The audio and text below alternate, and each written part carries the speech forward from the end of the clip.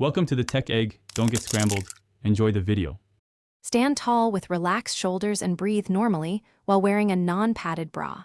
Place a soft measuring tape directly under your bust, making sure it sits level around your torso. Keep the tape snug but not digging into skin and record the number in inches.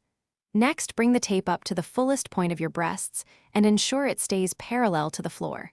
Keep your arms relaxed at your sides and breathe naturally. Write down both measurements to the nearest ½ inch for accurate calculation. Round your underbust measurement to the nearest whole inch to determine your base band number. If the rounded band is an even number, use it directly as the band size. Subtract the band number from your fullest bust measurement in inches to find the difference. Each 1-inch difference equals 1 cup size increment in standard sizing. For example, a 1-inch difference equals A, 2 equals B, and 3 equals C. Combine the band number and cup letter to get your bra size. Put the bra on and fasten it on the loosest hook so you can tighten later. Check that the band sits level around your torso and feels snug without riding up. The underwire or seam should follow the breast root and should not pinch or sit on tissue outside the cup. Look for smooth cup coverage without bulging or gaps at the top or sides.